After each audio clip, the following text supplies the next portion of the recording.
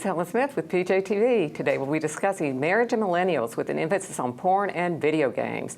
Are they causing young men to stay single? Today we have PJTV contributor and best-selling author Andrew Klavan with us, PJTV producer Matt Orr, and the host of Afterburner and Trifecta, of course, Bill Whittle. Thanks for joining me, guys. I really appreciate it. We're happy to have you. Thank you. Well, this is a fascinating topic. On my blog, I talk nonstop about men's rights, men's issues, and today we're going to be talking about men and millennials. And so we'll start with the first question. Why do you think millennials aren't getting married as often as boomers and even Generation Xers? And let's start with Matt. You are a millennial, the one of us here that is. Official millennial. Yes, the official millennial. You don't speak for all millennials, but why do you think it is that most men that age don't want to marry? I think it's a perfect storm of a lot of different factors. I think one of the things is, as a millennial, you've seen a lot of older people get divorced. Mm-hmm. The divorce rate is very high. There's reasons to believe it's not 50%, but it might be 33%. Most of those are initiated by women. That's a statistical fact.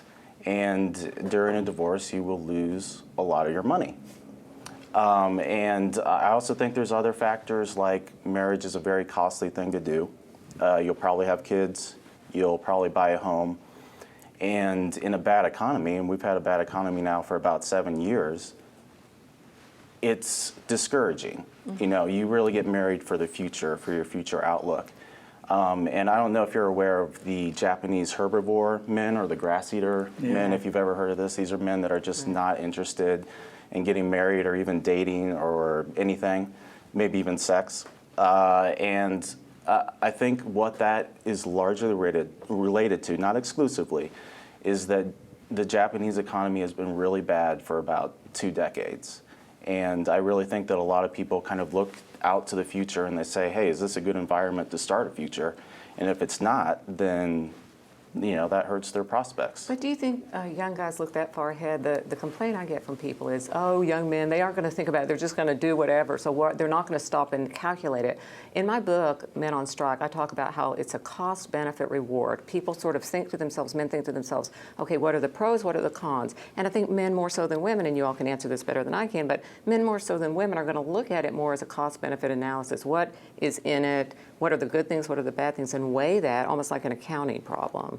Do you find that? Do you think that's... Well, I should clarify this by saying I'm not married, and reminds me of a Mitch Hedberg line. He's one of my favorite comedians. He said, I don't have a girlfriend. There's just a girl I know who'd be really upset if she heard me say that. No, but seriously, there was a time when getting married was an economic proposition. Mm-hmm. It would basically allow you to command your own labor force, which would be your children. You would make certain sacrifices and do a certain amount of work, but you'd build basically an economic empire, and you were kind of lord of your own castle, and there were benefits to go along with it. I think the one thing that just really has to be addressed is that when you get down to raw biology, right? Monogamy is a female game. It favors the female to pair bond for life. Male genetic imperative is to spread his genes as often, as frequently as he can. Women to track the highest quality mate that they can. So the entire idea of monogamous marriage is essentially a female-oriented deal. And if a man is going to get in that deal and stay in that deal, there's got to be something in it for him. And it seems to me that the goal of modern feminism is to eliminate every single one of those possible advantages. So I think young men are not getting married anymore because why should they? Right. I have to say this. I've been married for 35 years. Not just married for 35 years. I've been blissfully married. My wife and I have had one argument 30 years ago. It lasted 5 minutes. I mean, anyone who knows me will tell you I am her love slave. I love this woman. It's been great. Today, I think for exactly the reasons Bill said, I don't think I would get married. I mean, I married a woman who made a home for me, who raised children, who took care of me. I'm an artist. I'm kind of, my head is in the clouds. If somebody doesn't deal with reality, I've told anybody who'll ask, I'd be living in a dumpster if it weren't for my wife taking care of me. I don't think women, I shouldn't say this, I think fewer women are offering that kind of deal to men. I mean, look, I love my wife. At some point, my wife and I would have come together no matter what. But I simply don't think the economic, just the fairness deal, because a man gives up something really essential when he gets married. He gives up the variety, which is as imperative to a man's physical self as having babies is to most women. I guess what a woman would turn around and say, not me, but most women would say, well, what's in it for women? But at the same time, I think the thing that women don't understand is that the legal ramifications for men are so much more that it's not there. But that's what women will say back to me. They'll say, well, we're not getting that much out of it, this guy. But in the end, I guess from what Matt says, you can simply, the man can't walk away and the woman can walk away in a way with the man's kids children and too, yes. And also, you did get. I mean, if you wanted to be a homemaker, if that was your goal, you got a man who would support you. You got a man who built the world in which you could do what you wanted to do, and that's but what. Now, that when you was read the a fair statistics, deal. we find that fewer and fewer men have jobs. For example, in one of the articles I was reading on millennials, only 91. There's like a 9% difference. There are many men who don't have a job. There's about 9% of women who will not have a man with a job. Now, the number one factor, unromantically, of what women want in a man is a guy with a secure job. So that doesn't. I mean, women are always talking about how empathetic they are and how they really like this, about a man and his sensitivity, this and that. But all they really want is a man with a job. Okay, so men have no jobs anymore. So now the women don't even want them, and you see lots of women. I can do it by myself. I don't need a guy. So do you think women are just using men for money? I think what with every well-intentioned change in our society, the reason I'm a conservative is because I think we're past peak everything. I think peak feminism was a long time ago. I want to go back. I think peak, when you start getting into set-asides and quotas, I want to go back. So while feminism was about liberating women and giving them the ability to have their own life and equal pay, and all, I'm completely in favor of it. But what it seems to be turning into is this idea that men and women are indistinguishable. There's no difference between them whatsoever. I personally believe that is just provably false, scientifically provably false. And just to make a point, if you take the fastest woman runner in the Olympics in 2012, the fastest 100-meter dash time of all time for women, there's not a college in America that doesn't have several men that'll beat that time. Most high schools have men that'll beat that time. And the reason I bring that up is this. In my opinion, there are distinct, not only physical, but emotional and psychological imperatives that men and women have. I don't think anyone has the right to say women can't do men's jobs and vice versa. But when women say that their number one thing is looking for a job, that is the biology at work. It is the biology of the person in the marriage that is responsible for raising the children. They don't get to walk on their children. They need the emotional support that comes with financial security. And to deny these conservative ideas is to deny, the reason it's a conservative idea is because it's worked so well for so long. And when you try to destroy the substructure of this, everything on top of it falls apart. Women do need a sense of security from a man, and men, as we were talking about earlier, this is the thing that most women don't understand. Men are wired to be heroes. They are wired to bring home the bacon. They're wired to protect their women. It's what they're supposed to do. A little bit of the respect and admiration that goes with That's right. What do you do when that respect and admiration is simply gone? And not only is it gone, but now women are coming after you, women and the people who support them, the political leaders are coming after you and telling you there are certain things that you can't do as a man anymore. Here's an example where we're talking about just a lot of men now, they say that don't get married because of the porn. Men are looking at internet porn all the time. And now they're talking about maybe regulating that. I mean, what do you do when in every aspect of your life, even Gamergate, which there have been shows on PJTV earlier about Gamergate, and I know you, Andrew, have done some of that. And even that is about this argument, let's go after a man's world. Everything about women, they want to invade every position, every space a man occupies, nothing can be a man's world anymore. Nothing can be for boys, everything can be for girls.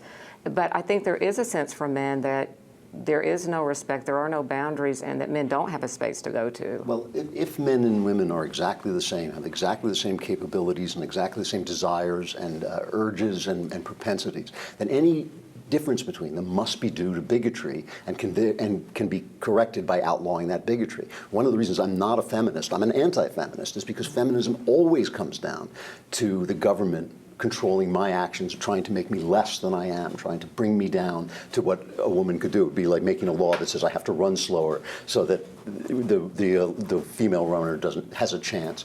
And I'm against that. I'm an individualist. I think if a woman can be a fighter pilot, let her be a fighter pilot. I think there'll be fewer women fighter pilots, and that's where the feminists come in and say, oh, we have to fix that. And I say, no, just let each person do what he or she Just as there aren't that many wants to male do. school teachers, why is that? That's I mean, we right. don't fix that. I Yeah. mean, every time we talk about equality for men teachers, male nurses, all kinds of things, people, they never look at it the opposite way, like that's wrong too.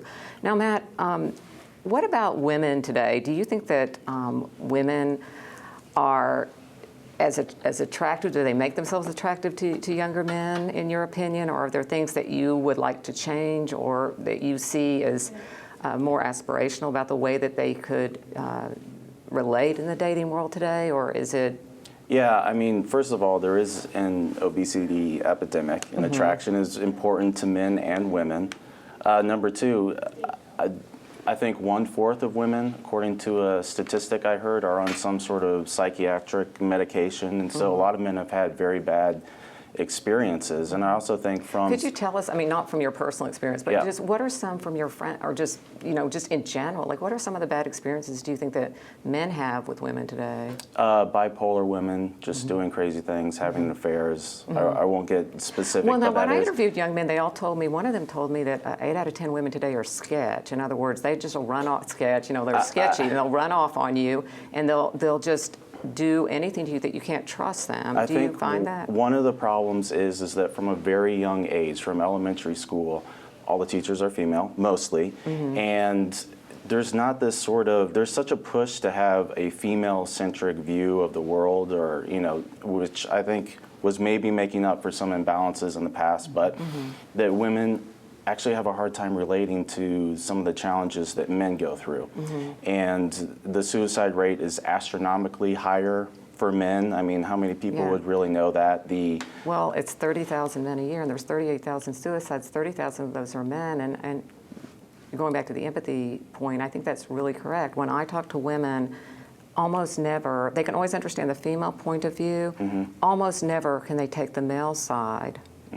Do you find that in Yeah. relating? Yeah, absolutely. Relating to men, and I also have to say that dating, frankly, is a pain in the ass. I mean, you go out, you spend all this time and energy, and most of the experiences are just not very good.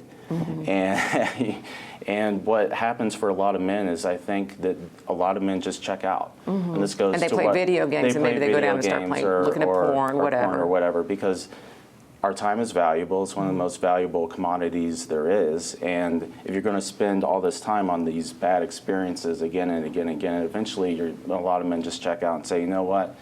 It's not for me. I'd rather do X, Y, or Z. It could be video games. It could be working out. It could be reading. It could be getting another degree, whatever it is. But Not to personalize this too much, but I'm curious when young men say, I don't want to get married, which I totally understand. Is there in your mind some woman that you would marry?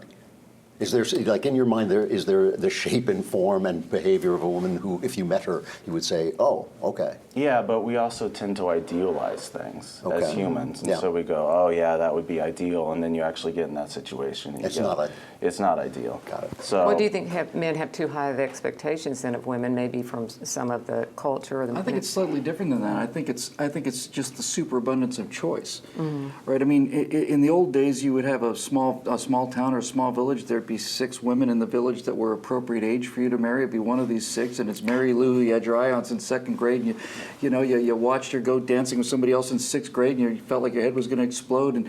And so there's just so many choices that the second you see the slightest little thing that's a little off-putting, you say, I'll just change a channel. It's not 3 channels anymore, 70 million channels on YouTube. And the time it takes you to watch a YouTube video, 3,000 new videos have been uploaded, or 30. So there's a lot less tolerance for this, but I think it's a deeper issue. And I think as I've gotten a little older at this, I think what's really missing is this idea of courtship, and especially the idea of delayed gratification. Because when you look at why so many of our grandparents' marriages lasted as long as they did, it's because they had so much invested in it before they actually tied the knot. You would send a letter to someone that you had the hots for, and you wouldn't hear back from them for 10 days. And you just had to think for 10 days, what are they thinking? I get to go over. You'd have a 6-month courtship where you might be allowed to hold hands if grandmother was walking behind. And it made you step it up. And the one thing that I found really just very recently in my life is that the thing actually that I thought I was looking for is not what I was looking for. It's the friendship. It's the fact that when you're talking to this person, you just talk forever. No one has that experience anymore. Everybody's in a much more kind of fast. I got to. You don't get a chance to develop the depths of understanding that you used to in the old days by just having to wait and want. That's the word really. It's just this desire, this want. It's like I sent a letter. I won't hear back from her for 4 days, and you just build up a sort of perceived value that becomes real value over time. I'm sorry. Well, I was going to just say, what about texting and that kind of stuff? Do you find with your generation, like people, there's a lot of texting? I mean, it seems like with dating, that's a really hard situation. Like, I've even seen couples, I mean, you meet on Match.com, then you meet up, and then next thing you know, people are texting, you're talking to somebody all the time, and I just wonder how that plays a part. Instead of, like you said, waiting 10 days for a letter, you're instantly able to talk with the person back and forth all the time. Yeah, it's kind of related to the Tinder and the Match.com, and that is you have thousands of choices. This is what goes to what Bill was saying. And if someone makes one little mistake or that text was kind of, what, you're not being sensitive, all of a sudden it turns into... Is it on the woman's part or on your part? You feel the same way. Like, well, if you see something weird about her, you would maybe be like, oh my gosh, like I don't want her. Or I mean, I know I have plenty of issues. I'm not perfect. You're not? I'm not, believe it or not. But I have a list, actually. People have a hard time looking inward at themselves and seeing their own issues. But obviously I date women, and so that's been my experience, and it has been, you're bad. Next person, I'll scan 2,000 profiles online or whatever, and just move on to the next. Swipe left. The thing that kind of worries me about this conversation as we have it is that having been married so long and believing that feminism is entirely wrong in all of its premises, one of the things that I've come to see is that I only see half the world. That men have a way of looking at the world that is only 50% of the way you can look at the world, and women are in possession of the other half. And it's only over a long period of time with a woman having to try and make her happy, try and have her make you happy, that you start to see that other half of the world that is reality. But I think what feminism does, and I think there are some good things about it, but I think what it does is it makes it so that men are the other half of the world that they don't see. Used to, I think women had to understand a little bit more about the male psychology, right. and now they do not. But that's true on the other side too. If men stay single, I don't think they ever learn that they're only seeing half the world. So the definitive, if you wanted to put the destructiveness of feminism into one sentence, it would be a woman needs a man like a fish needs a bicycle. Well, guess what, girls? You're getting your world without bicycles, and you don't seem to be very happy about it, I've noticed, right? I mean, you've made this case. This is, I think, the fundamental problem, is that I think feminists assume that equality must mean identicality, that in order for them to be equal, they have to be identical. And I think the mature position is to take is that you can have people who are in fact equal, but equal because of their complementing differences, and that this is what makes things happen. I was having a conversation last night, so you mentioned this. You were talking about that women see the world in an entirely different way. Their brains are wired for emotions in a way that we just don't comprehend, right. and conversely. And I was saying that I've got this intellectual matrix, and when I learn new data, I know exactly where it goes in my intellectual matrix. But when I learn something new from her, it goes into an emotional matrix that I'm just now learning how to build. And it is, in fact, that it's an EQ, it's an intelligence, an emotional quotient. It's an entirely different thing. And men are expected to learn this if they're going to be in a monogamous relationship. I think if women made more of an effort to understand the male perspective the way they used to in the olden days, we'd be a lot happier. I also think, by the way, one of the entire idea of equality between persons is a nonsense. I think it's just you're just talking gibberish when you talk about equality between persons. Persons are never equal. They're never the same. They're different. And I think that it's really interesting, having lived among kind of standardized, old-fashioned couples. those homemakers are some of the most empowered and dignified women that I know, whereas many of the working women I know are the pawns of some boss who doesn't care about them at all. And so a lot of things that the feminists told us are exactly the opposite of what they told us they would be, I think. Well, how do you think this is going to affect the future? Because now we're hearing that 25% of all millennials will not be married by the time they reach their mid-50s.